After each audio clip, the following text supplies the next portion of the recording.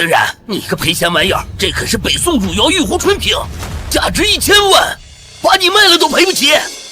老板，你昨儿还跟客户说这是明朝的玉壶纯瓶，怎么今天就成北宋的了？店里这么多东西，我哪能每个都记住？我可不管，这瓶子是你摔碎的，就得赔。我哪来的钱赔？我在你这干了3个月，你一个子儿都没给我。你先把我钱结了，我再赔你这个破瓶子。还敢顶嘴！我告诉你，你要没钱赔，就给我干活赔钱。你什么时候赔够了，就什么时候滚蛋。什么玩意儿，还敢跟我顶嘴？我呢，现在出去一趟，回之前你要不把这儿给我弄得干干净净，哼，看我怎么收拾你！哼！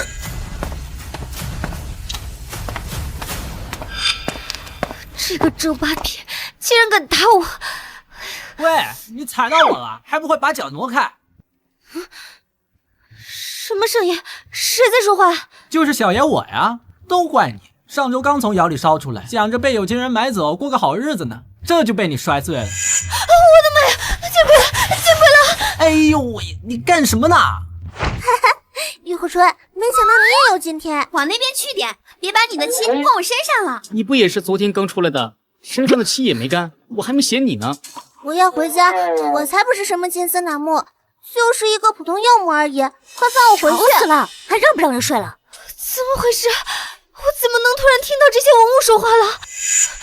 这个玉佩在发光，难道是他给了我这神奇的能力？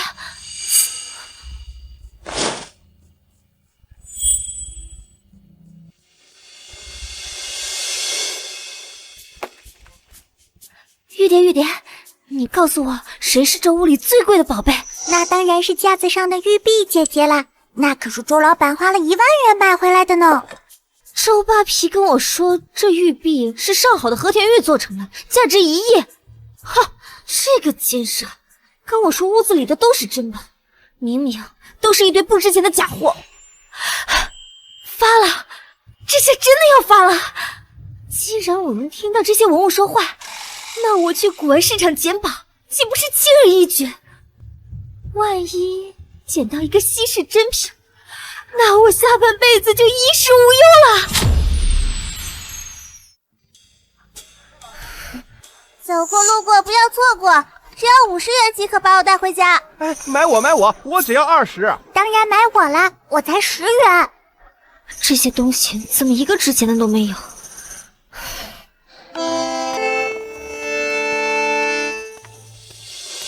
看什么看？我可值10万元，你买得起？混玉，看把你得意的，我可价值50万呢，都没你这么看不起人。终于看到一个有好东西的他了。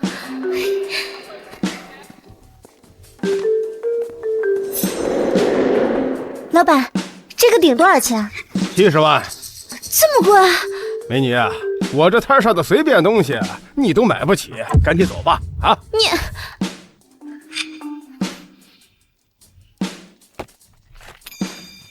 我全身上下就剩1000块了，确实什么也买不起。就算买得起，万一这些东西说的都是假的，那我岂不是要流落街头了？小姑娘别走啊！小姑娘把我带回去吧，我可价值300万呢。300万？那些呀是一些残次品，想要的话可以便宜卖给你。不能表现得太急切，不然这老板肯定会坐地起价，坑我一笔。姐姐，我只要10块钱，快把我带回家吧。这个梳子多少钱？这人看着不懂行，趁这个机会好好宰他一笔。1万！你都说是残次品了，还要我1万？这梳子呀是金丝楠木做的，本来呀是卖5万的，前段时间呀被我弄断了一个齿，所以呀才便宜卖给你的。1万块太贵了，便宜点吧。1000，你要的话你就拿走，不要就赶紧走，别耽误我做生意啊！奸商，10块钱生意卖我1000，1000可以，但我正好缺个镜子，你把这破铜镜送我，我就买你这梳子。这镜子是我前2天在旧货市场随手捡的，根本不值钱。这木梳子的成本也就几块钱，卖了1000，我可赚大发了。行吧，就当我揽个回头客了啊！你看扫码还是现金呢？扫码。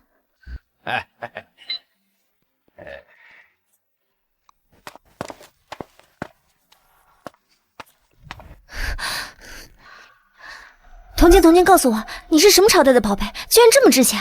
我是。你说什么？我怎么听不清你在说什么？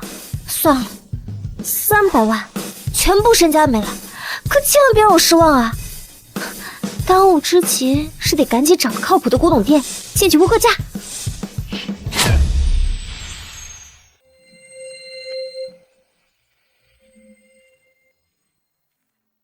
嗨，女娃娃，别看了，就买我吧。我可价值300万，把我买回去不吃亏的。别在那吹了，我可价值420万，比你值钱多了呢。当然买我了，我价值500万元。这女娃要是个懂货的，肯定买我。这家店的东西倒是真的，说明店主眼光不错，应该能问出我这铜镜的价值。美女，请问您是要来买东西，还是卖东西啊？我是来卖东西的，麻烦您帮我看看这样的东西值多少钱。这就是枣木做的梳子，最多10块钱。梳子不重要，你着重看一下这个镜子。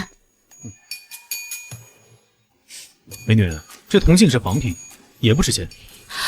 不可能！怎么不可能啊？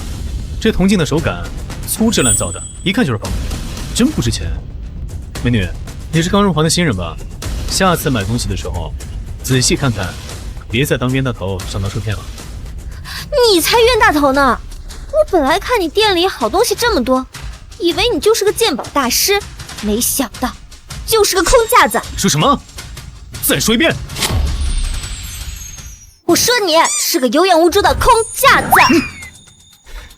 我看你被骗，好心安慰你几句，没想到反被你奚落一顿，真是好心当成人单废。你赶紧走啊，别耽误店里做生意。走就走，这么大的好店被你这样的人手了，早晚得倒闭。是谁咒我倒闭的？爷爷，就是他，拿一个破梳子还烂铜镜，非说是什么宝贝，我好心帮他，他反倒骂我有眼无珠。你呀，做事不能太浮躁，更不能仅凭东西的外表就妄下评论。这鉴宝如识人，得用心去看，才能发现这其中奥秘。姑娘，你让我看看你带来的东西吧。你又是什么人啊？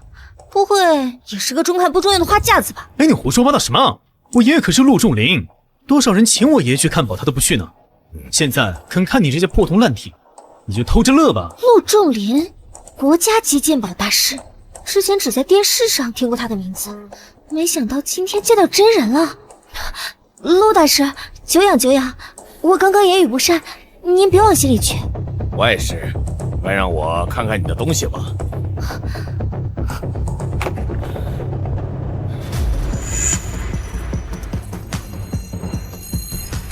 姑娘，你这东西从哪儿来的？这都是古玩市场上的小摊收来的呀。爷爷，这镜子纹饰粗糙，也不规整，这不就是一块普通的镜子吗？你怎么这么大反应啊？你懂什么？这不是普通的一块铜镜，这是12生肖文铜镜。怎么可能？这镜子居然是12生肖文铜镜。陆大师，什么是12生肖文铜镜？你连12生肖文铜镜都不知道，亏你还来古玩店卖东西。小严，怎么跟客人说话呢？这12生肖文铜镜呢，最早生产于隋朝，一直延续到明清时期，是铜镜中最重要的品类之一。一般铜镜背面会有12生肖纹样，要不环绕排列，要不分区域布局。不过这铜镜年代久远，又沾了灰，所以看起来模糊点。没错，这12生肖文铜镜寓意吉祥，历来受藏家追捧，现有的不少都收藏在各大博物馆中，私人手中能见到的少之又少。没想到还有这样的一枚流落在外。从它的铜质上来看，是隋朝特有的青铜配比，做工也是隋代铜镜的典型风格。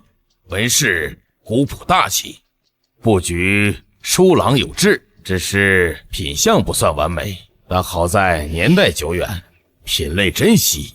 姑娘，你这枚铜镜现在的市场价是至少300万。竟然真的值300万！看来之前那些古玩说的都是真的。多谢陆大师指点，要不是你，我就真成冤大头了。姑娘好眼力，能在小摊上找到这样的宝贝，实属难得。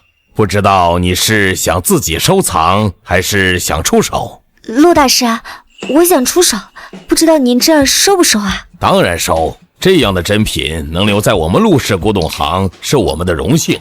那陆大师就按您说的，300万成交。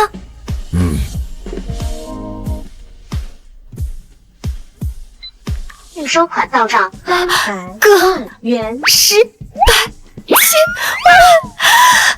发了，真的发了！不就是瞎猫碰见死耗子捡了个漏吗？有什么好得意的？那又怎样？运气也是实力的一部分。你捡个漏给我看看。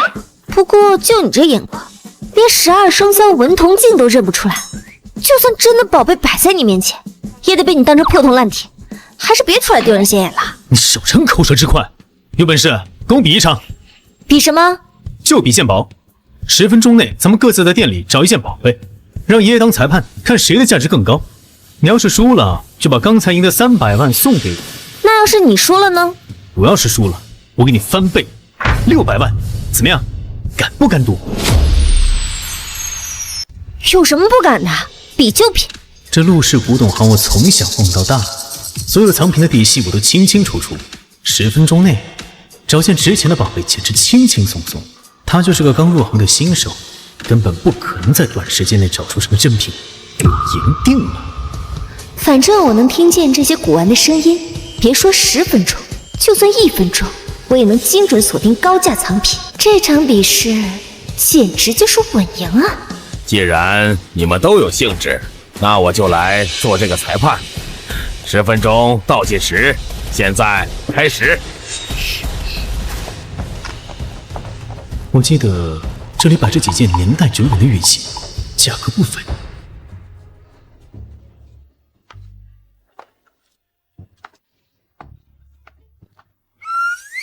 选我可值5万呢！别听他的，选我啊，我可值8万。都别嚷嚷，我值15万，比你们俩加起来都多。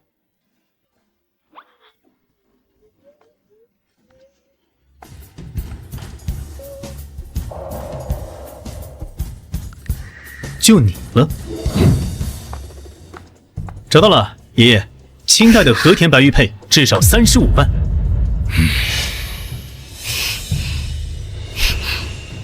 闷死我了！快把我救出来！我可是价值500万的金简。这花瓶里面有金简？他那些都是残次品，全是假货，根本不值钱。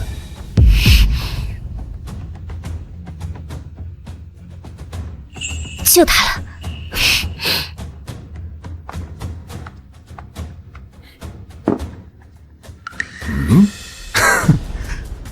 你不会以为这古董越大越值钱吧？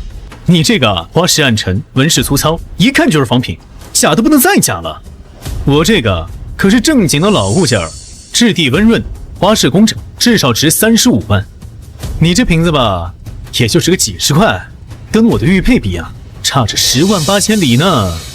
姑娘，小妍说的不错，你还是再选选吧。谁说我要拿这个花瓶跟你比了？那你把它带过来干什么？陆大师，他刚刚说这个花瓶不值钱，能不能送给我啊？当然可以。你到底想干什么？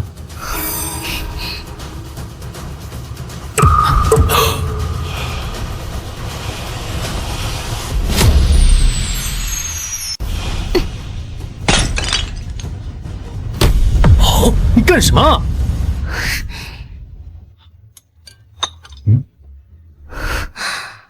终于被救出来了！我可是价值500万的金简，他们居然把我和垃圾放在一起，真是岂有此理！果然藏有宝贝。陆大师，你快来看看这个。这是什么？怎么会被藏在瓶子里啊？这文字笔画规整，气韵古朴，是唐代的篆书风格。这是武则天的除罪金简，在《资治通鉴·唐纪》中明确记载过。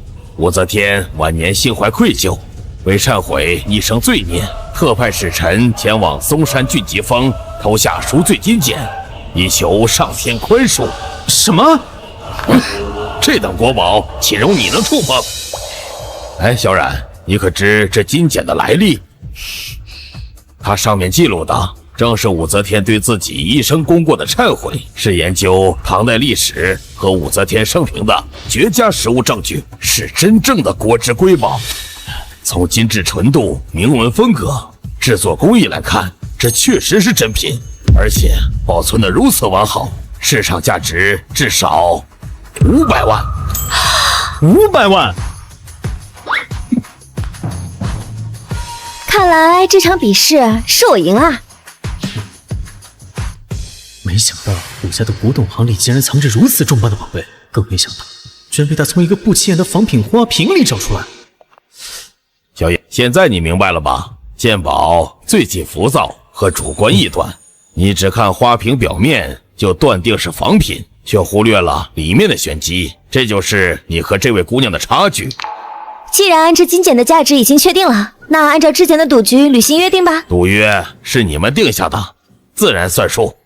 小妍，愿赌服输。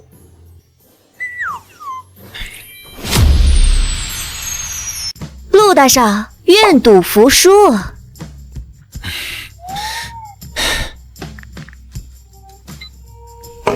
收款到账600万元，加上之前卖铜镜的300万，短短时间内，我的账户余额已经飙升到900万，900万了！我做梦都不敢想，有一天居然能赚这么多钱。姑娘，你叫什么名字？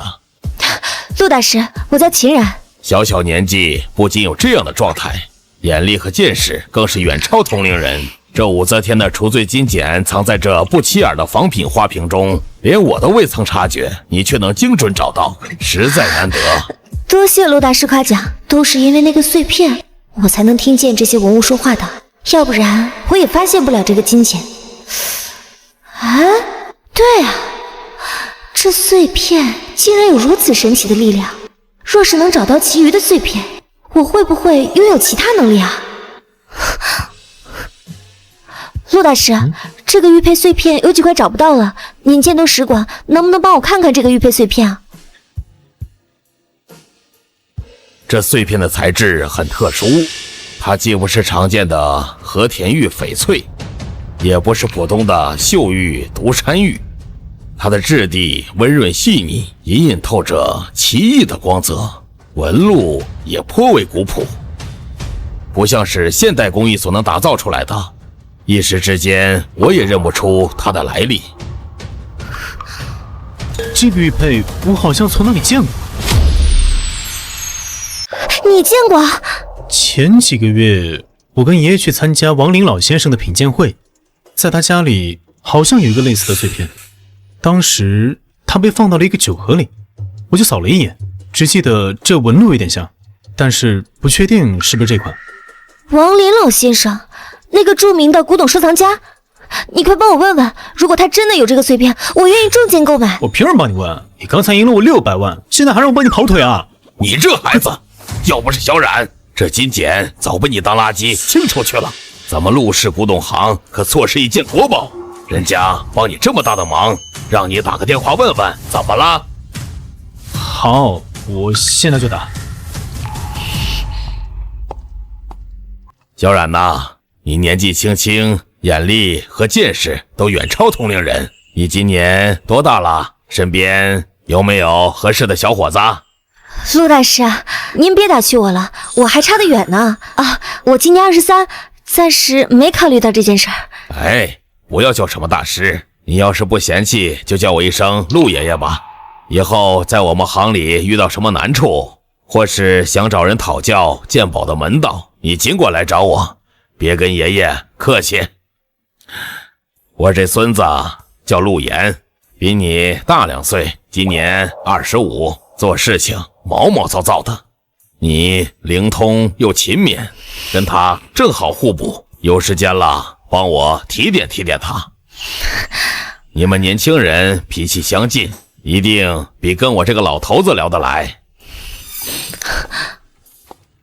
怎么样？王老爷子说他确实有一个这样的碎片。真的？你别高兴太早。他说他也不知道这碎片的来历，所以他不准备卖。啊！但是他还说，只要你帮他办一件事，他分文不取，还把这玉佩送给你。什么事？具体没说什么事儿，他只要你现在过去一趟，他要当面跟你讲。那咱们赶紧走啊！对，你快陪小冉过去，难得王老头这么大方，去晚了怕他反悔。爷爷，我还在店里看店呢。有我在，用得着你看店？王老头那人是出了名的难搞，你陪小冉过去，免得被王老头刁难。行，真是上辈子欠你。走，陆爷爷，那我们就先走了。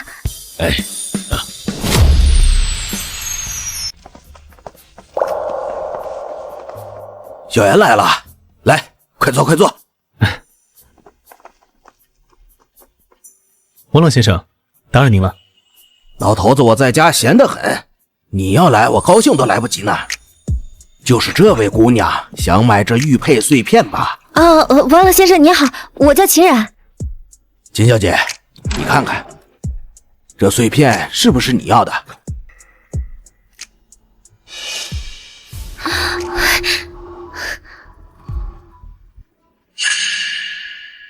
就是他。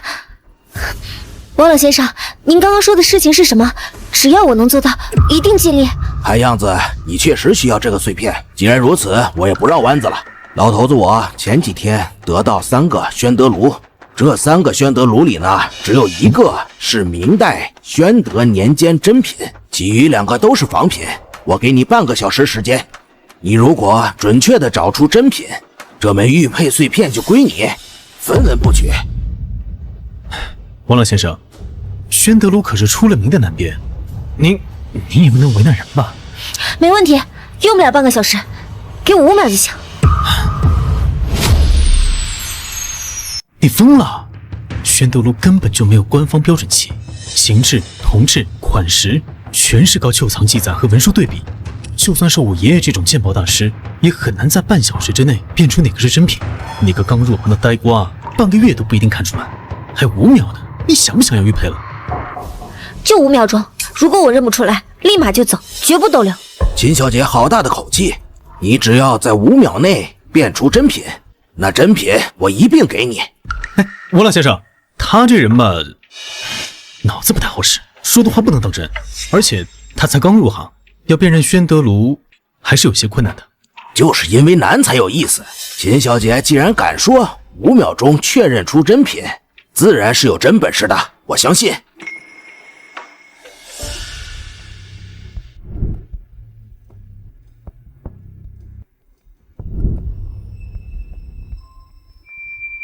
各位小孩哥、小孩姐、叔叔阿姨、爷爷奶奶，求求你们告诉我，你们值多少钱吧？我真的很需要那个玉佩碎片。看你态度还不错，那我们就告诉你吧，我1万。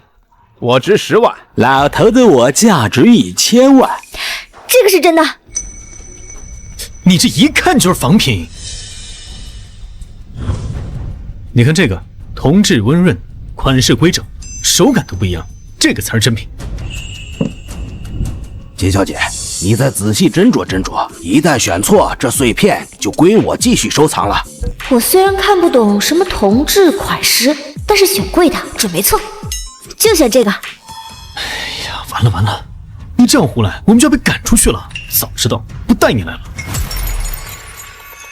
哈，小姑娘好眼力，没想到你年纪轻轻，眼光如此毒辣，还真有点本事。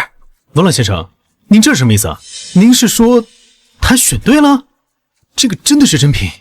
千真万确，这3件宣德炉，我前段时间拿到手，翻遍了文献资料，又对比了好几件旧藏，足足用了1整天才确认这只就是真品。您研究了1整天才看出来的，您让秦冉半小时就辨认出来，您这不就是故意为难人吗？年轻人嘛，多历练历练。秦小姐凭真本事选对了，那我就信守承诺。这一枚碎片现在归你了，这宣德炉啊，也一并送你。王老先生，我这人不爱收藏古董，这宣德炉放我这儿没有用啊。那怎么行？老头子我说了要送你，岂能言而无信呢？没，别误会，我不是这个意思，我没有说不要，只是能不能给我折现啊？哎，你掉钱眼里了，还不给我闭嘴！哈哈，没问题，我一会儿给你转账。谢谢王老先生。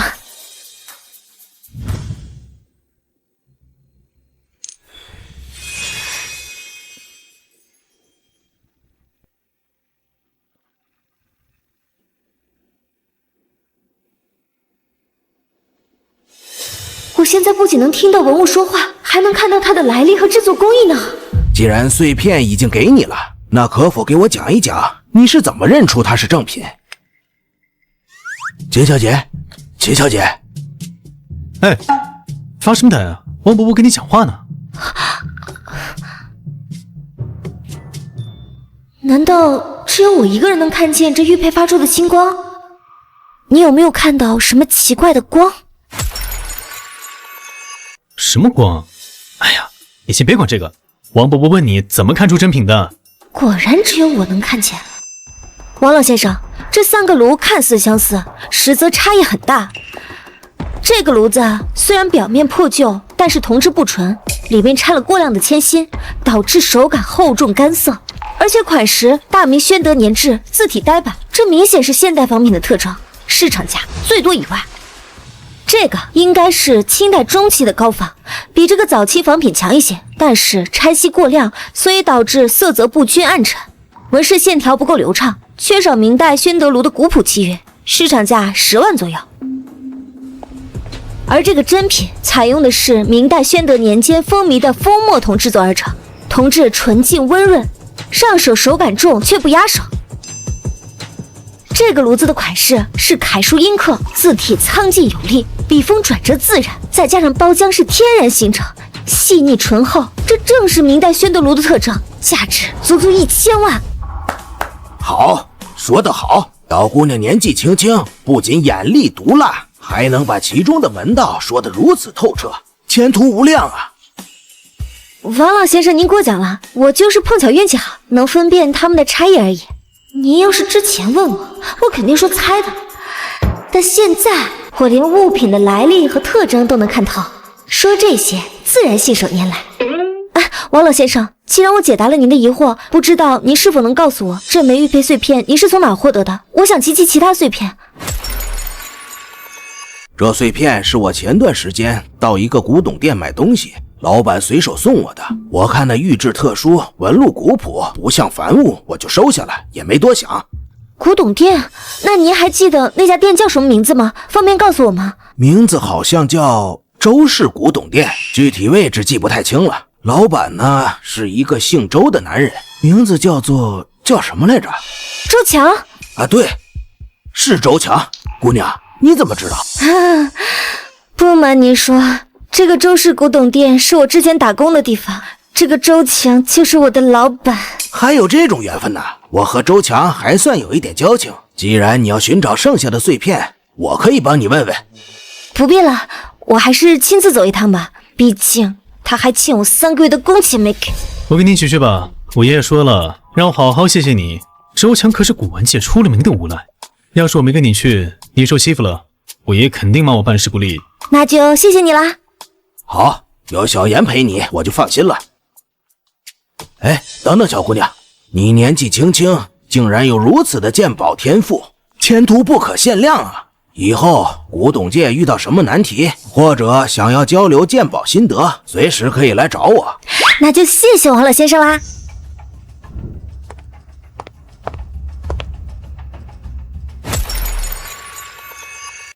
美女啊，你这眼光是真不错呀，这可是正宗的和田玉呀！您看这色泽，这质地，可都是上等货。这要是戴在手上啊，既显白又贵气，嘿嘿，就8万块钱，绝对划算。那是，我爷爷是著名的古董收藏家，虽然我只跟着他学了1个月的鉴宝，但是我天赋异禀，肯定是不会看走眼的。小姐姐，你别被他骗了，我才值20块。什么破和田玉手镯，明明就是个玻璃制品，也就偏偏这种半吊子。看一眼就知道是假的，你也太神了吧！8万块也有点太贵了，老板，要不你再便宜一点，合适我就直接拿下了。美女啊，这已经是最低价了，这可是正儿八经的和田玉，这光我的成本就这个数。那您要是嫌贵，那要不看看我店里其他东西啊？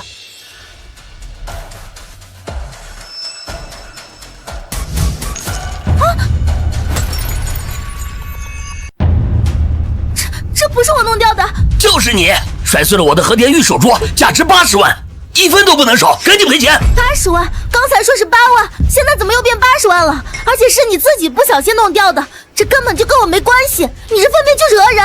你别想抵赖，我告诉你，这可是我刚收的和田玉真品，今天你要不赔钱，就别想踏出这间门。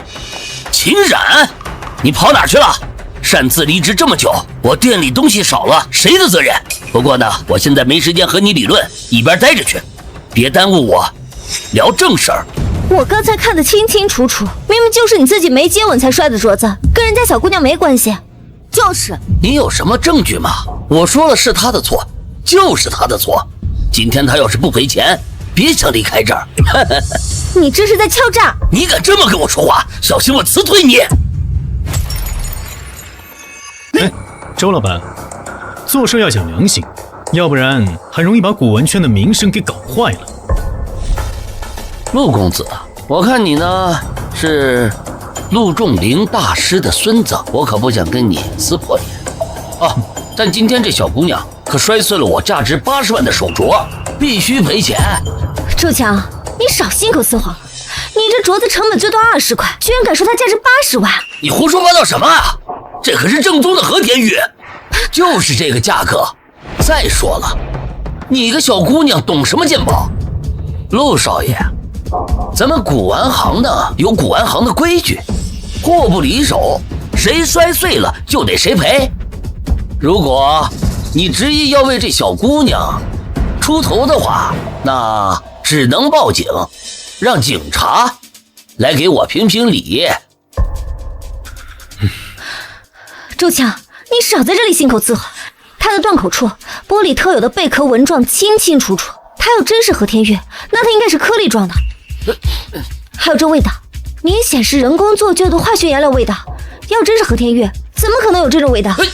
你胡说八道什么呢你？不止这桌子，你这店里所有的东西都是假的。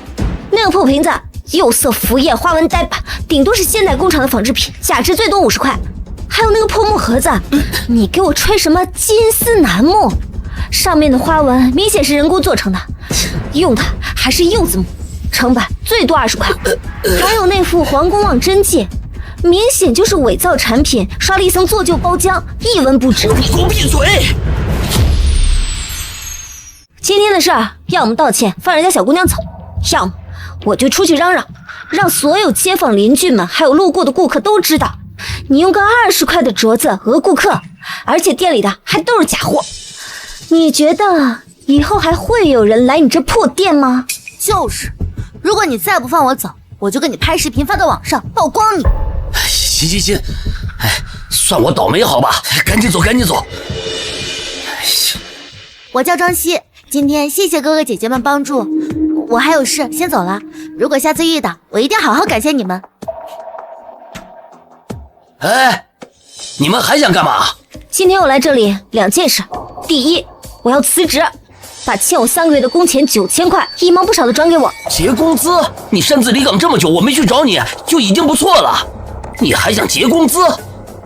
赶紧走，别妨碍我店里做生意。哼，你今天必须把钱给我结清。我就不给，你能拿我怎么样？啊？你能拿我怎么样？大家快来看呐！这家店不仅拿镯子讹人，而且卖的都是假货呢！别喊，我结，我现在就给你结。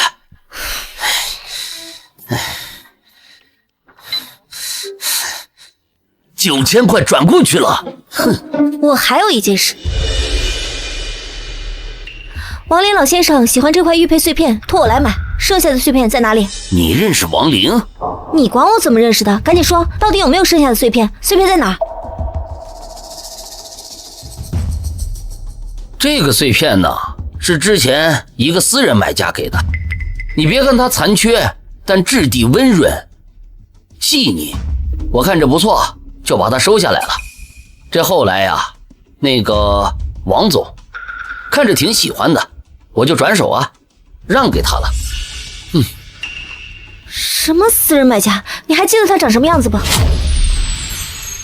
那我怎么还能记得是谁啊？那都是好几年前的事情了。哎呀，你们赶紧走吧，别在这儿影响妨碍我做生意了，好吧？走就走，谁稀罕了你这破店啊？秦然，别生气了，不就是一枚碎片吗？肯定能找到的，说不定它被遗忘在哪个角落，或者被哪个收藏家意外收走了，肯定有线索的。说的倒是轻松，可是哪有那么容易啊？对了，明天城南有一场大型的古董交流会，到时候古董界的鉴宝大师和专家都会聚集在那儿，分享自己最近收来的宝贝。可以把你这个玉佩带到里面，说不定能查出线索呢。真的吗？交流会具体在哪举行？明天几点啊？就在城南的宴会厅，到时候我叫上你一起去，帮你一起看一下。太好了，真的太谢谢你了，陆言。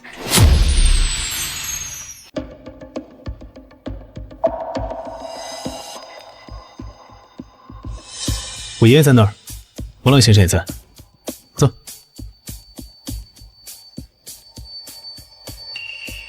陆爷爷，王老先生，你们在看什么宝贝啊？这么热闹。小姑娘，你也来了。前段时间我从一位老友手里收来一幅字画，笔墨功底深厚，纸质也是古物，看着就像真迹。但我有些字拿不准，我就拿来给大家看一看。可是我们几个老家伙围着研究了1个小时，愣是没人敲定是谁的手笔。这落款模糊不清，这印章也辨不出字样，真是让人为难啊。这画风确实奇特，线条飘逸如流云，笔触雄浑，有盛唐气象，可细分起来又有几分诧异，实在难以定论。陆爷爷，王老先生，能让我看看吗？说不定我能看出些名堂。小丫头片子，毛都没长齐，敢在我面前说大话。古画鉴定可不是过家家，得有真才实学和几十年的经验积累。我庄栋经营古画鉴定几十年，也不敢轻易下结论。你一个小丫头，懂什么笔墨章法？庄老，你可别小看秦冉姑娘，她虽然年轻，但是眼力毒辣得很呐。没错，小冉的鉴宝能力远超同龄人，让她看看，说不定能有意外收获。既然王老和陆老都这么说了，那你就上前来看，我倒是要看看你能说出来什么。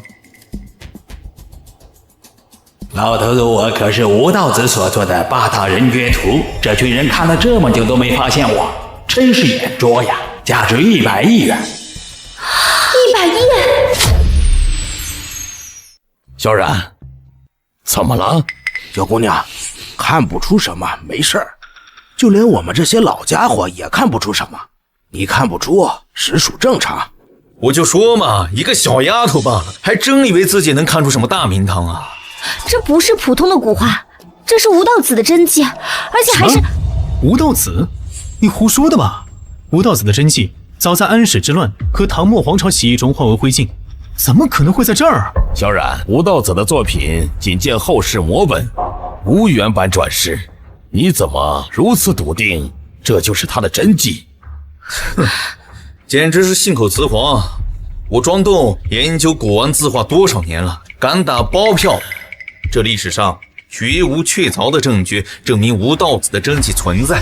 历代仿他的画作倒是不少，但是真品想都别想。你们别急，让小姑娘把话说完。我不仅知道他是吴道子的真迹，我还知道他的名字，8大人爵图。小丫头，你是不是杂书看多了？这八大人绝图只在历史名画记中偶有记载，说是吴道子为了弘扬佛法所创，到现在已经失传上千年了。确实，这八大人绝图在文献中记载寥寥，从未有实物现世的记录。小冉，你确定你没有看错？小姑娘，这事可开不了玩笑啊！我们把这画误当成吴道子的真迹，还是失传千年的八大人绝图，那我们这些老家伙的脸面没地儿搁呀！陆爷爷，这真的是吴道子的八大人绝图，我没说谎。你有证据证明这是失传千年的吴道子的真迹吗？没有证据就不要胡言乱语了，赶快离开。当然有，证据就在这幅画里。好。有打火机吗？借我用一下。哎，你要干什么？万万不可！小冉，三思而后行。这画年代久远，稍有不慎便会毁于一旦。是啊，小冉，陆老说的对，这画就算不是吴道子真迹，也是个老物件，烧了就毁了。我看你是拿不出实打实的证据，就想毁画耍赖。反正这画也不是你的，烧了你也不心疼。撞吧，打得比谁都紧。陆爷爷，各位长辈，我心里有数，证据就藏在这幅画底下。如果今日烧不出些真东西，我愿意承担所有责任。既然小冉有十足的把握，我们不妨信他一次。他鉴宝向来沉稳，断不会鲁莽行事。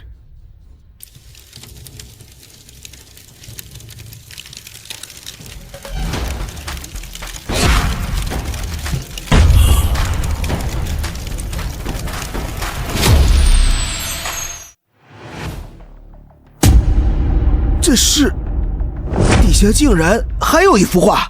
不可能，这怎么还有一幅画？我刚才看了半天，也没有发现有什么痕迹啊。这上面的表层是后世临摹的赝品，用来掩人耳目，底层才是画圣吴道子的真迹八大名绝图。你们看这儿，虽然有颜色的遮盖，但是依然能清晰地看到吴道子三个字的篆书轮廓，还有这处的暗印正是他的私印。画家吴氏，这些篆体还有布局，都是后世模仿不来的。不错，和史书记载的一模一样，分毫不差。不能单凭一方印就定论。我研究吴道子字画多少年，我相信这世上绝对没有真迹存在。庄老弟，这纸是唐代特有的麻纸，墨是松烟老墨，再加上独一份的笔法、落款和印章，哪儿还有假？40年，这吴道子的真迹已经摆在我的面前，我竟然认不出，还被这小姑娘给上了一课。以后我还哪里有脸在古董界立足啊？他确实很厉害，就算我能发现这幅画是伪造的，但是我绝对不能发现这里面居然还有一幅真迹。你还好意思说？你看小冉敢想敢做，眼力和见识都要强你好多，你要好好跟人家学习。知道了，爷爷。没想到我王林有生之年还能收藏到吴道子的真迹，这多亏了小冉，要是没有你，这国宝恐怕永远被伪作掩藏，而我这辈子也被蒙在鼓里。王老言重了，我就是碰巧运气好，发现了其中的关卡而已。哎，你要干什么？哎，庄老，您不能因为秦冉先发现了真迹，您就不满吧？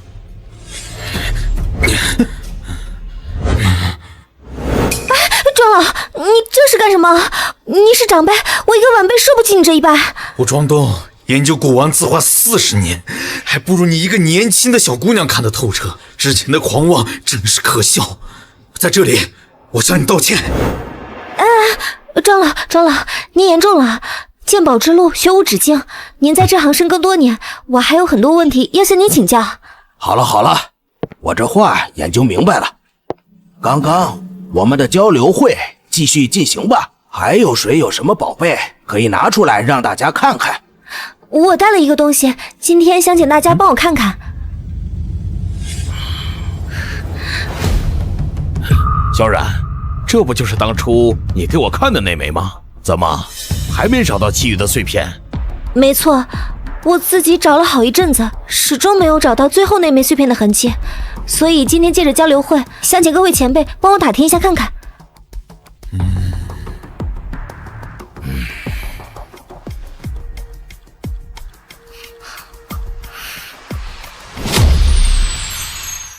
虽然现在还是没有发现那枚碎片的踪迹，但是现在我能看到古物的工艺，还有它的来历，在古董街也许能淘到更多的宝贝呢。美女，我可是宋代玉璧，价值10万块，快把我带回家吧。我一个价值30万的唐朝名画在这里，凭什么买你？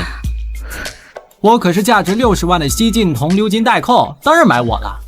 哟，这不是上次花1000块钱买我的烂梳子和破铜镜的冤大头吗？居然还敢来，看来是没吃过亏呀。嘿嘿嘿。老板，你上次卖的那些残次品还有吗？让我再看看。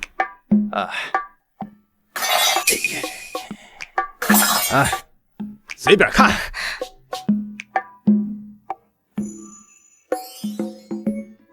姐姐，我很便宜的，才50元，快帮我买回去吧。我也很便宜的，我才40元，经济又实惠，买我吧。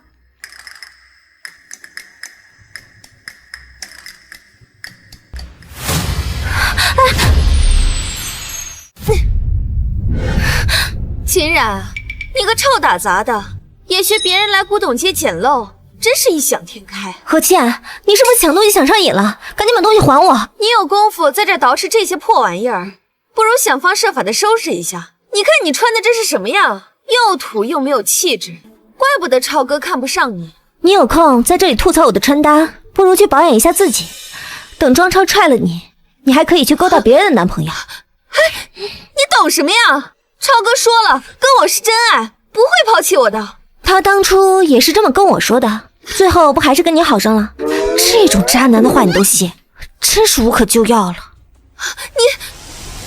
超哥，我也是看在跟他有一点交情的份上，想关心一下他，没想到他竟然这么说你，还不领情。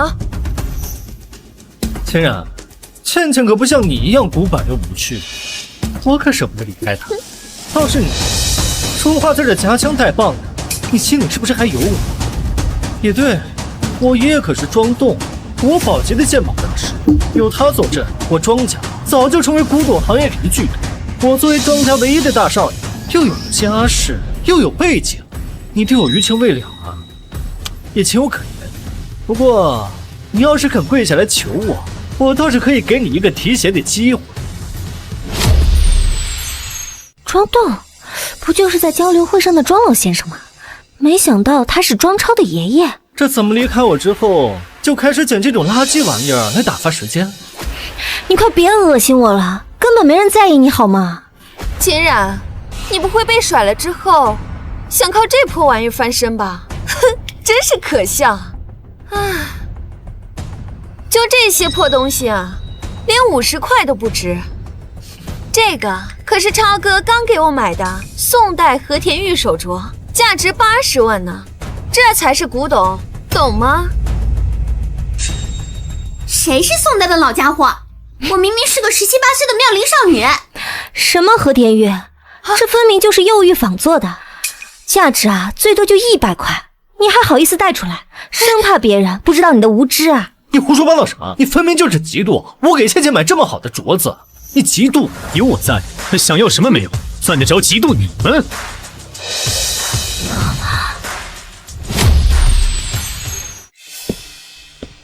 秦冉，行啊你，刚跟我分开没多久，转身就勾搭了陆家的少爷。哎，我以前怎么没发现你这么不知廉耻？是啊，超哥，你以前对他那么好，转头就跟了别人，真是水性杨花。你们两个也不撒泡尿照照自己，你们两个狗男女还好意思说我，也不怕风大甩舌头。庄超，你嘴巴给我放干净点。陆大少，我看在你爷爷的份上，我好心提醒你2句，这个女人就是个拜金女，勾搭我不成，转身就攀上你，小心点被她骗得人财两空啊！她是什么人我比你清楚，用不着你在这嘟嘴。你是什么时候认识的庄超啊？之前总跟着爷爷去参加一些交流会，见过几次。你们还敢当着我的面咬耳朵是吧？真当我不存在？你看我干什么？你们吵啊，我还等着看热闹呢。现代仿汉代凤首样式，工业树脂浇筑，化学药水浸泡保险器，有了。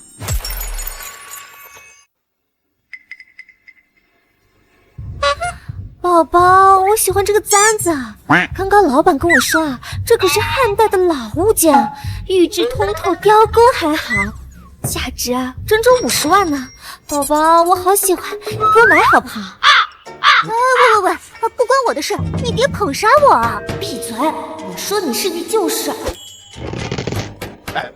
没错啊，这就是汉代的老古董，值这个价。没问题，只要你喜欢，都给你买。陆阳，你疯了吧你？刚跟你在一起，开口就要50万的簪子，他明摆就是冲你钱来。只要我女朋友想要，别说50万了，就算是500万，我也愿意。我不像有些人，连给自己女朋友买真东西都舍不得，拿着100块钱的假和田玉手镯就想糊弄人，还说别人贪财。谁说我不舍得？我看你们就是故意挑拨我和倩倩的关系，倩倩才不会上当。倩倩，看叫什么？随便看。今天这条古董街，只要是你们看上，哥都给你们，咱们不差钱。超哥，我别的什么都不要，我就要倩倩手里面那个簪子，做的那么精致，我喜欢的很。老板，还磨磨蹭蹭的干什么？还不快包起来！好，这就给您包。老板，这簪子是我们想要的，凡事都要讲究个先来后到。庄超，你们装饰古董行肯定没有我男朋友陆氏古董行有钱，比财力肯定也是比不过的。你现在还是赶紧走吧，省得丢人现眼。60万，我出60万买这个簪子，赶紧给我包起来，钱我1分不少给。好，庄超，就你有钱，今天这簪子我还非买不可。哟，你这格局也太小了。老板，100万我包了。100万，还是我男朋友大方，不像某些人小气。庄超，你就别打肿脸充胖子。在古玩界，谁还不知道你这点生活费都是你爷爷给的，1个月就那么点儿。除去你平日里挥霍的，你能拿得出来这么多钱？哎呀，庄超，你现在居然还靠着爷爷的零花钱过日子，还好我当初跟你分手了，要不然我现在就跟何倩一样，碰到喜欢的东西都买不起，日子真的太苦了。谁说超哥买不起了？超哥，这个簪子你一定要买下来，否则就会被圈子里的人知道了，都会觉得你不如陆岩的，你要被他压一辈子的。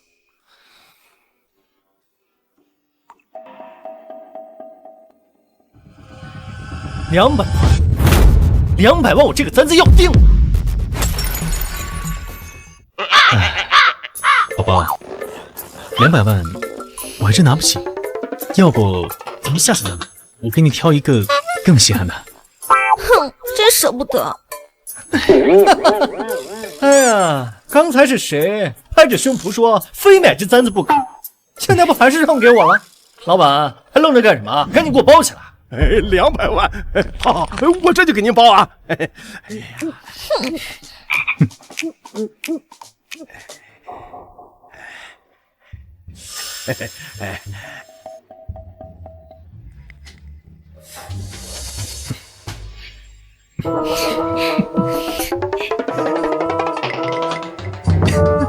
你们笑什么？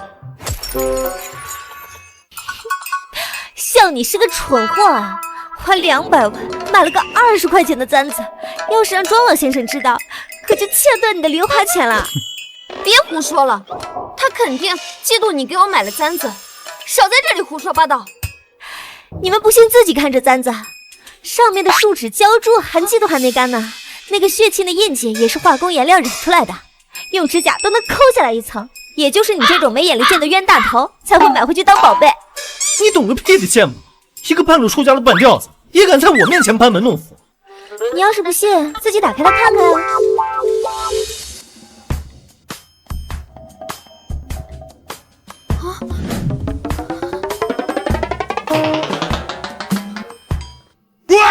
秦冉，你们两个合起伙来骗我，故意激我买这个假货是吧？庄超，动手之前要想清楚，在古玩街敢动我陆家的人，你担得起这个后果吗？超哥，这里人多口杂的，这事传到你爷耳朵里就惨了。咱们走吧，别跟他们一般见识。好，你们两个给我等着，这事儿没完。等等，等等！碎片居然在何倩手里，这可是最后一块，无论如何都得想办法拿到手。这个呀，是超哥给我买的限量款包包，价值80万。怎么，你嫉妒了？庄超，你刚刚不是说我不懂鉴宝吗？敢不敢跟我比一场？你还想耍什么花招？别以为骗了我一次就能故技重施了。就赌一次鉴宝而已，不敢吗？我挺喜欢这个包的，就用它当赌注。如果我输了，我就拿300万把你那个簪子买回来，全当跟你赔礼道歉。但如果我赢了，包得归我。你一个臭打工的，哪来这么多钱？你管我哪来这么多钱？敢不敢赌吧？超哥，秦冉刚刚就是走了股屎运，才看出来那个簪子是假的。你赢他还不是轻轻松松？好，赌就赌。不过我有一个条件。什么条件？这是咱们两个人的赌局，他不能帮你，你只能自己找，自己判断。如果有人偷偷给你打暗号，就算你输。没问题，但是比什么，我说了算。你说吧，想怎么比？3小时内，在这个古玩街上各自找一件仿品，比谁找的仿品价值高，谁就赢。秦冉，你脑子进水了吧？鉴宝比的都是找真品，哪有找仿品的道理？仿品也分3、6、9等，现在普通仿品也就值几十块，但若是清代、明代的，价值在几万甚至几十万。仿品也是有门道的，你要是不敢，现在认输还来得及。不就是找仿品吗？别说10分钟，5分钟我就能给你找出来。输的人可不许耍赖。超哥从小在古董堆里长大，什么高仿没有见识过，鉴宝的能力能甩你18条街。你这明摆着送300万给我们，我们不收，岂不是辜负了你的心意啊？那就看谁笑到最后。开始吧。秦冉，你就等着把这300万双手奉上吧。5分钟之内，我让你知道什么叫做专业。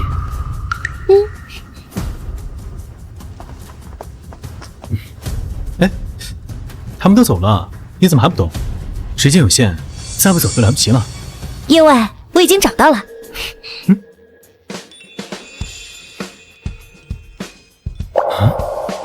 小姑娘好眼光，我虽然是仿制品，可我是明代仿制的歌谣8方高足杯，价值100万元呢。你说什么？这杯子的棱面歪歪扭扭，有些地方还被磨了边儿，竹节高足的位置也糊成一片儿，一看就是粗制滥造的破烂儿。别闹了，咱们赶紧去别处看一下，说不定有明代或清代的高仿，总比这破杯子强。嘿，你这臭小子，说谁粗制滥造呢？不用了，就它了。老板，这个多少钱？美女啊，你是陆大少的朋友，这个杯子送你了，不要钱。那就谢谢老板了。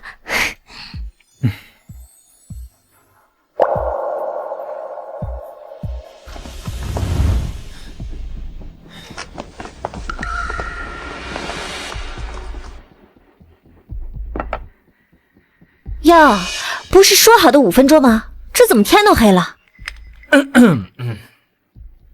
嘿嘿，秦冉，这就是你找的东西，一个破杯子而已，丢在大街上都没人要的玩意儿，你也好意思拿来凑数啊？我以为找了什么值钱的东西，原来就是个破炉子。冉冉，你不会觉得自己要输了，就随便从垃圾桶里面翻出来一个垃圾来糊弄我们吧？我这瓶子可是清朝高仿的康熙清华缠枝莲瓶，这胎色浓艳泛青，这缠枝莲纹啊，做工多精湛，笔法多流畅，至少值15万。再说你那个小破杯子，顶多50块钱，连我这瓶子的零头都达不到，你也好意思拿出来丢人现眼？这场赌局我赢定了。蠢货，老板说什么你都信。我不过是个普通陶土烧制的花瓶，才值100元，你被骗了。你这个瓶子看着确实挺唬人的，但可惜只是现代小作坊的粗制膏仿，釉色还是化学染料染的，泛着贼光。莲花缠枝纹线条坚硬呆板，就连漆画的晕散都是人为点的，顶多100块。而我这个小炉子是明代官窑仿宋歌窑的精品，釉面是天然开片的金枝缠纹，四方器形规整，竹节高，衔接紧密，就连胎质都是明代风靡的糯米胎，足100万。胡说八道！我这瓶子可是花大价钱从一个老收藏家里买来的，怎么可能就只值100块？还有，你敢说你这个小破杯子值100万？谁能替你证明？老头子，我能证明。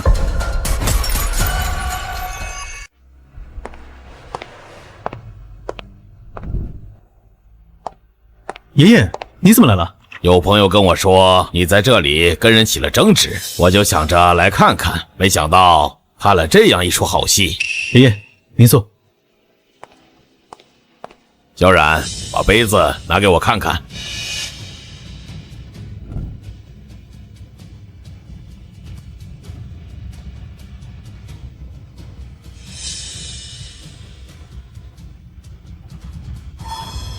这个确实是明代官窑仿宋的歌釉八方高足杯，藏品工艺精湛，市场价值确实在100万上下。这杯子极其罕见，小冉能否给我老头子一个机会，把这宝贝卖给我？当然可以。至于这个花瓶，就是个化学釉料上色的仿品，连100块都不值。庄小子，我这老头子在古董行里混了几十年，说话还有些分量。我说这杯子是真品，你认不认？你老说话，我自然认。这个老头子是谁啊？凭什么他说什么就是什么？闭嘴！你懂什么？陆氏古董行是行业龙头，我们家还有好几个合作想跟陆氏谈，而这位就是陆家的老爷子。愿赌服输，该兑现承诺了吧？把包给我。超哥，给他。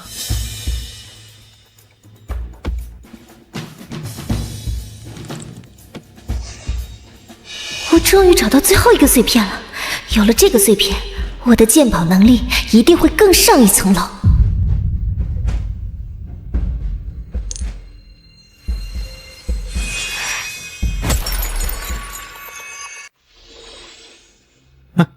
千然，你怎么了？是不是眼睛不舒服？小冉，要是疼得厉害，咱就去医院检查，别硬撑。行了，别装了，你不就是想跟我们炫耀一下陆家有多珍视你吗？不知道这陆家一老一少怎么被你哄骗。这次算我想瞧他了，咱们走。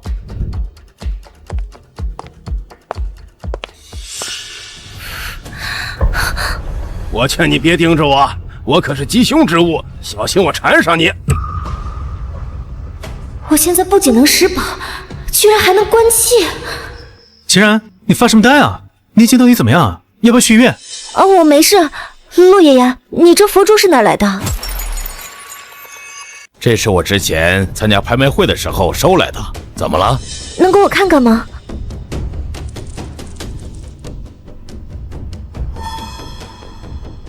陆爷爷，这佛珠来路不正，是古代丧仪所用的供奉珠，会招引鬼魂，消耗人的阳气。我建议您还是最好不要再戴了。原来如此，怪不得我最近总感觉身体提不上来劲儿，头也昏昏沉沉的。原来是他。回去我就把它放在佛像面前，消消他的煞气。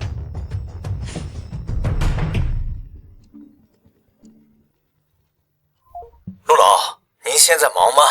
怎么了？这么急急忙忙的？我发现一个奇怪的东西，电话里也说不清。你要不忙的话，来我家里详谈。好，我现在就去。你们两个有没有兴趣跟我一起去看看？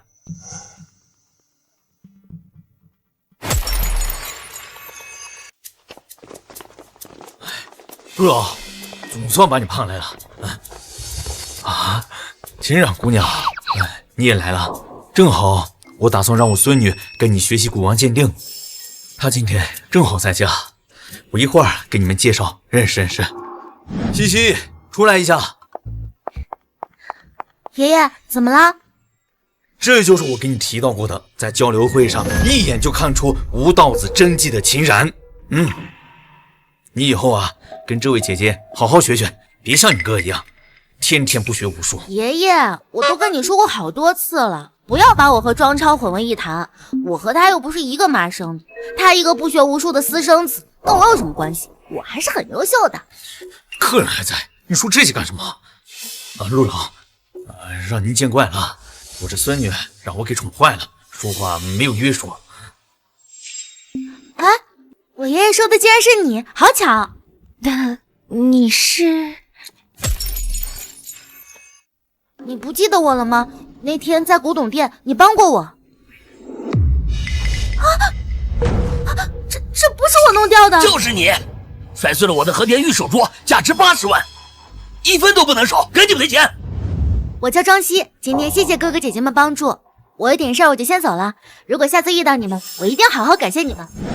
原来你叫庄西，真的是好巧啊！你竟然是庄老的孙女啊！你们两个认识？爷爷，之前我去古董店买东西，被老板给讹上了。要不是秦然姐姐出手相助，我可就有大麻烦了。无巧不成书啊！唉，真是一段非凡的缘分啊！好了好了，几个小家伙一会儿再叙旧。庄老弟，在电话里说的神神秘秘的，到底是什么宝贝？赶紧拿出来，让我们开开眼呐！我研究字画多少年，但是对古董文玩知之甚少。这次请陆老来，就是让您帮我长长眼。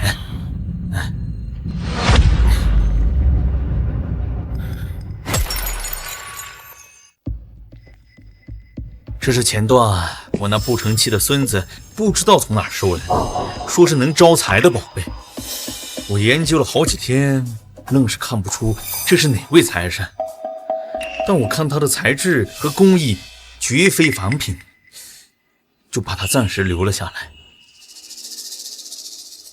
老夫乃财神妙少司，你竟敢用这种眼神看着我！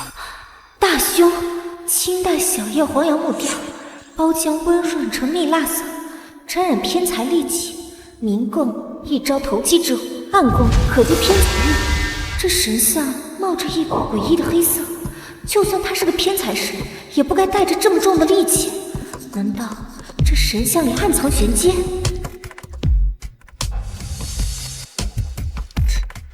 都说东西南北中，五路财运通。东路比干，西路关公，南路柴荣，北路赵公明，还有这中路王泰。这5位财神可都是业内所公认的呀。可庄老，您这尊财神，我不光见都没见过，我连听都没听过呀。小言说的确实不错，但是除了这5路财神外，还有一些冷门财神。什么？冷门财神？冷门财神有很多，这里面最出名的是活财神沈万三，女财神麻姑和暗财神灰仙。这沈万三和麻姑，我倒是经常见不少的摆件和字画，可灰仙我还是第一次听说。难道这座神像就是灰仙？也不是，因为所谓灰仙其实就是老鼠。啊？老鼠也能当神仙？这也太奇怪了吧！不少盗墓者和鬼市商贩常年跟阴晦之物打交道，不敢光明正大祭拜正神，便将老鼠奉为灰仙，认为它能通灵变路，使他们寻得财路。不过这祭拜灰仙颇为偏门，寻常人家别说供奉，连听都不曾听过。所以爷爷，您讲了半天都没有说出来，这财神到底像谁啊？虽然没辨得他的来路，但这神像线条流畅，衣褶纹路都刻得细致入微。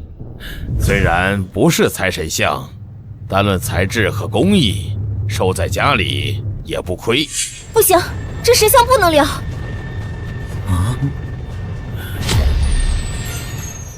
小冉，你怎么如此激动？难道这神像有什么不对劲儿吗？这神像是历世仙官姚少司，并非普通财神。姚少司，在古籍中见过零星记载。小冉，你能说说这仙官的来历吗？姚少司的确是财神，却是主导赌运和投机直道的邪财神。他的供奉多来自于赌场、当铺，还有一些灰色地带的古玩当铺。明的供奉极易招惹投机取巧的灾祸，就算暗供能带来一时的偏财运，可是那股财运带来的戾气极易侵蚀人的心智和运势。这东西也太邪门了吧！庄超这么不靠谱，什么东西都往家里带。爷爷，你快把它扔了吧！这毕竟是做工精湛的老物件，就这样丢弃了，实在可惜。就像你说的，我把它藏在暗格里暗供，这样就可以了吧？不行。为什么不行？等一下，因为这个贱女人不想让咱们庄家发大财。你这小子怎么不说话呢？秦冉是我请来的客人，赶快道歉。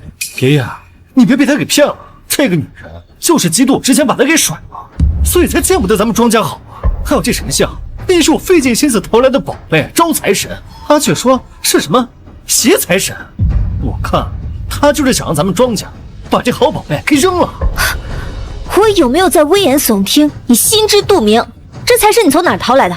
恐怕不是什么正规渠道吧？你在这里胡说八道什么？这可是我花大价钱请来的。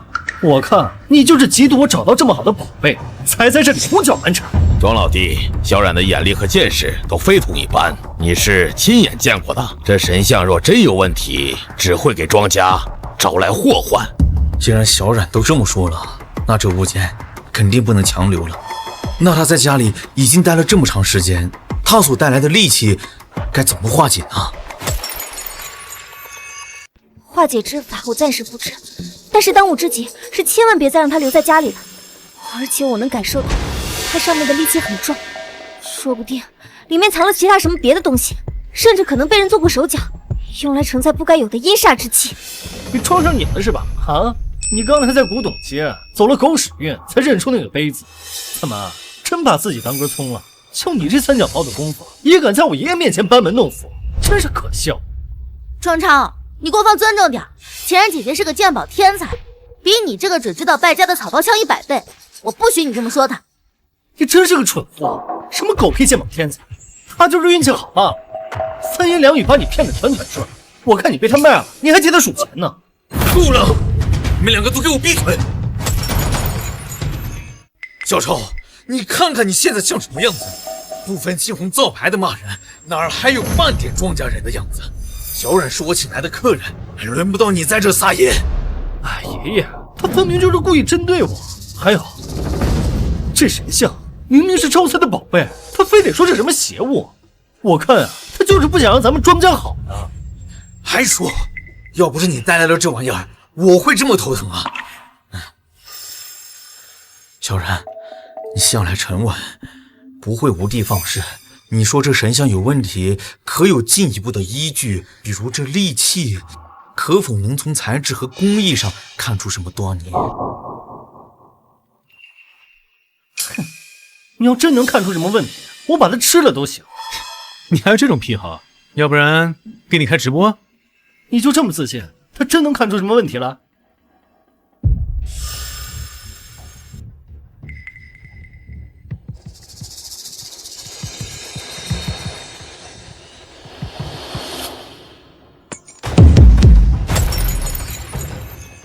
这里面居然有个钉子！哎，别碰！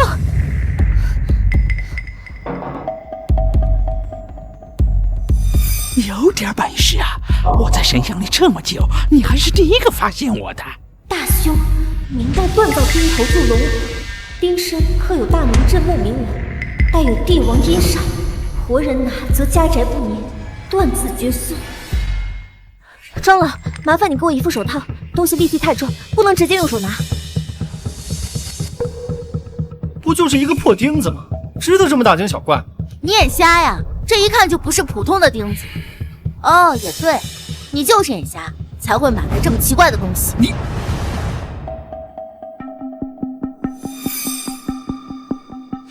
这是个什么么东西啊？怎么会藏在神像里？这钉子做工材质都不一般，上面的铭文看起来是明代特有的篆书风格。小冉，这到底是什么？镇魂钉。镇魂钉？我只在古籍残卷里见过记载，说是镇魂钉是用于镇压陵墓中陪葬者魂魄的法器，竟真的存在。普通的镇魂钉多为民间所用，材料多为铁器，煞气有限。但这枚不一样，这枚是帝王专用的镇魂器，专门用来承载帝王陵的阴煞之气。所谓帝王陵规模宏大，陪葬者众多，这根钉子上面承载的阴煞之气有上百个怨灵，把它当作财神请回家，无疑是把一座阴煞之源请回家。那它和神像放在一起，那不就是把邪气带回家门了吗？难怪我最近睡觉总是睡不安稳。照你这么说，你刚才说这个神像戾气重，不光是姚少司本身的偏财煞气，还有这枚帝王镇魂钉的阴煞在作祟啊！正是，两者相遇，煞气翻倍。若是再供奉些时日，恐怕庄家会接连遭遇祸事，轻则破财消灾，重则家宅不宁，性命危矣。逆子，你给我跪下！逆子，你给我跪下！爷爷，我真不知道这里面有这种东西啊！我要是早知道的话，打死我也不敢把它带回家呀！要不是小冉发现这神像的异常，咱们庄家早就大祸临头了。你给我老实说，你这玩意儿是从哪儿买来的？我就是从古董店里买来的，谁知道那老板坑我，买过这种鬼东西啊！还不说实话，这种邪财神，哪个正规古董店会公然售卖？爷爷，我看他是不见棺材不落泪，闯的这么大祸还敢狡辩，要不就请家法，好好抽他几个鞭子，看他说不说实话。别，我说，我都说，这神像确实不是从正经古董店里买来的，是我从黑市上淘来的。我平时怎么教你的？在黑市上鱼龙混杂，都是盗墓贼和文物贩子的聚集点。那里的东西要么是见不得光的赃物，要么是沾满戾气的凶物。我3令5申的不让你碰，你把我的话当成耳旁风，你是嫌庄家过得太安稳了吗？爷爷，我当时就是看他材质细腻，又是老物件，那老板还得胸脯跟我说这是招财的宝贝。我一时之间鬼迷心窍，想着捡个漏，在您面前露个脸，我才花大价钱把他请回家的。谁知道这里面藏着这么邪门的东西啊！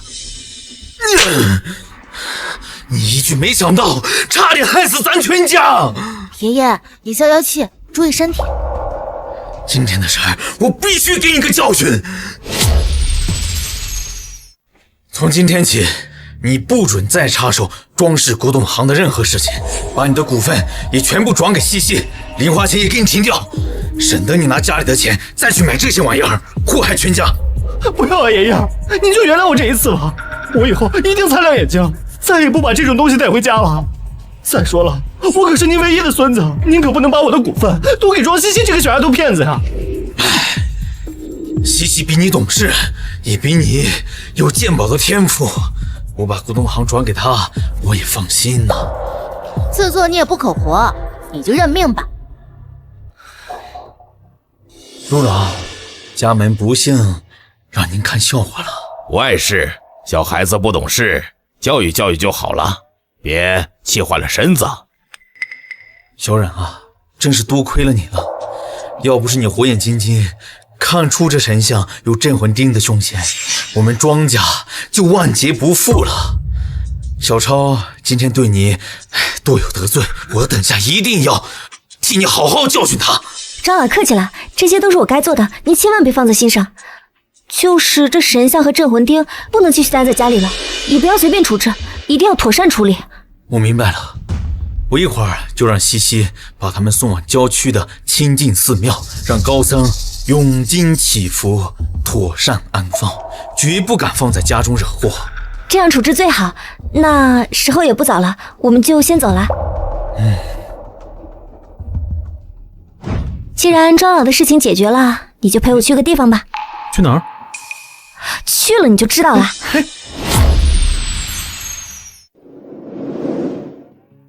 哎，既然，我们还来周强的古董店干嘛呀？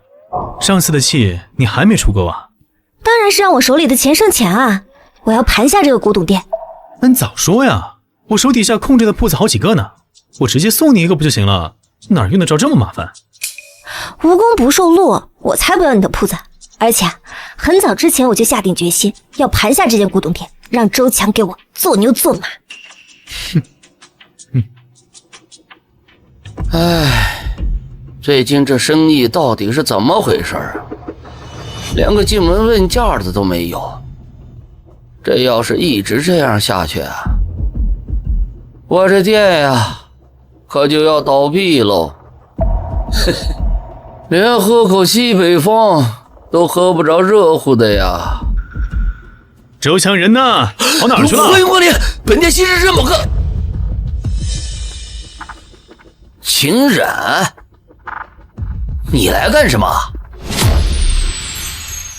哎呀，周老板，这怎么店里这么冷清啊？一个客人都没有。哼，还有这柜台都落灰了，你也不打扫打扫？哎，我工资可都给你结清了，你还在这找什么茬？切！哎，周老板，怎么能这么说呢？我怎么会是来找茬呢？我来是跟你谈生意的。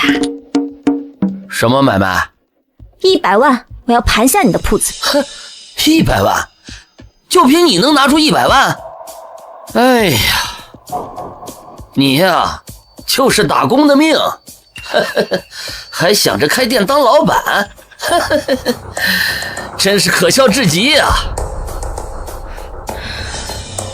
我懒得跟你多费口舌，我来的时候已经打听清楚了，你的铺子已经欠租3个月了，供应商也停了半年，早就入不敷出了。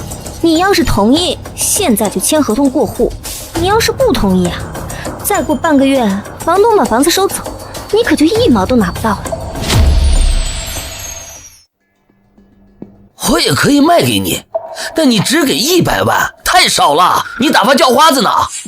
我这店的装修，哎，加上这里边的东西，怎么也得值200万吧？你自己心里清楚，你店里这些东西加起来有没有5万块都难说，给你100万已经仁至义尽了，而且我还要花钱重新把这里装修一下，把那些假货都清理出去。可你只给100万太少了，怎么也得给我再加点。你欠的外债都有60万了，这100万你拿去还债，剩下的钱够你过日子的，别太贪心了。周老板，今天我们就能全款支付，您签合同呢，钱就立即到账。你要是有顾虑啊，也可以请律师，保证公平公正。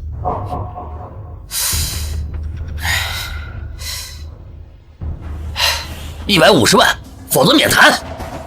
我周强在这地界混了这么多年，总能找到买得起我这店的人。你应该知道我陆家在古文圈的地位吧？只要我女朋友想要的店，谁敢跟我抢？你们这是强买强卖！我今天还就强买强卖了，你能拿我怎么样？行行行，100万，就100万。哼，哎，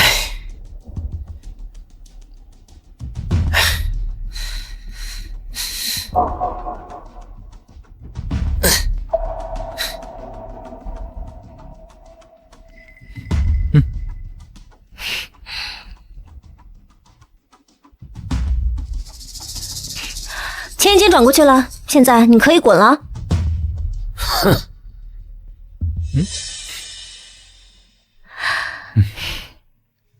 从今天开始，这家店就是我的了。我要重新装修，把里面摆满珍品，打造成全城最靠谱、最有名的古董行。那请问秦老板，你这新店开业需不需要一个老板娘？你看我怎么样？陆氏古董行的大少爷来给我当老板娘，我求之不得。